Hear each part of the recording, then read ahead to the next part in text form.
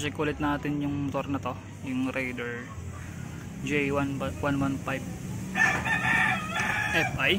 So hindi siya maandar katulad ng nakaraan. So kung check nyo na lang yung mga video. So hindi siya nag-i-start kapag ini-start natin. So check nyo lang yung isang video natin bakit hindi siya nag-i-start. So initially chinek natin to, hindi siya nag-i-spray. So ito yung kanyang injector. So hindi siya nag-i-spray. So ang next na i-check natin is kung mayroong problema yung kanyang fuel pump dito. So possible na yung kanyang fuel pump is may problema dito.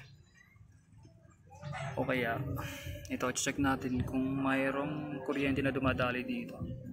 So buksan muna natin yan para ma-check to kung may kuryente. So natanggal na natin itong kanyang socket dito sa injector. Ngayon titest na natin gamit yung multimeter. So ito, nakabukas na yung multimeter. Set sa volts.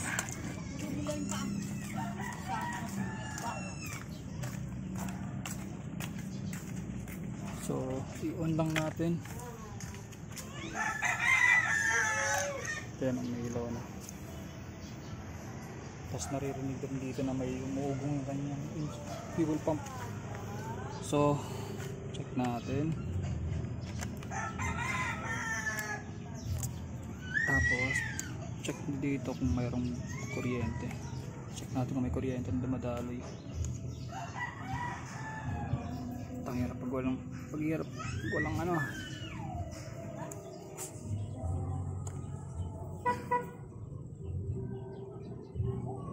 Ayun, so nakabit na natin. Tingnan nyo na. So mayroon siyang kuryente na dumadaloy dito. 11.38. So ayun. So mayroon siyang kuryente na dumadaloy dito. Ngayon, kung mayroon siyang kuryente na dumadaloy dito, possible na yung fuel pump natin is palyado na dito. So check natin yung fuel pump. Ngayon, so ito na yung kanyang fuel pump. Ngayon ito na yung kanyang fuel pump. Tatanggalin natin to. Tapos pwede natin itong i-check kung fuel pump nga yung sira. Is i-on natin yung i-switch on natin dito. Tapos kailangan natin tong harangan natin to dito. So dapat pag inon natin yan, kahit gaano pa katigas yung pag push natin dito, pag ipit, sisirit pa rin yung gas dito kasi malakas yung pressure niyan dapat. So try natin.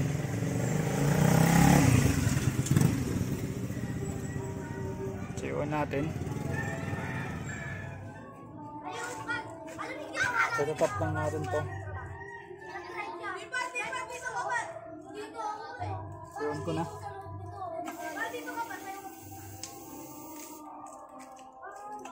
So yun o, walang sumirit. So mahina yung kanyang pressure na ito.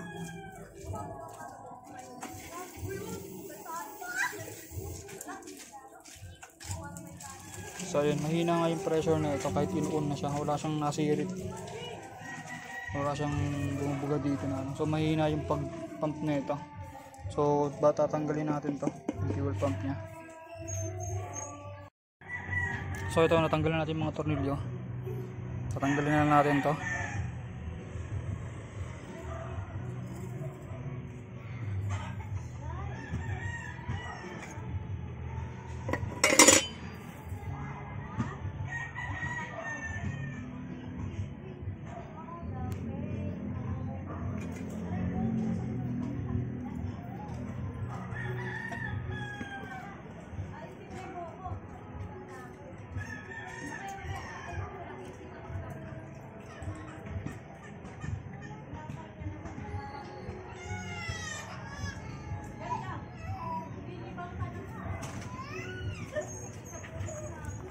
Ayan, tanggal natin yung fuel pump.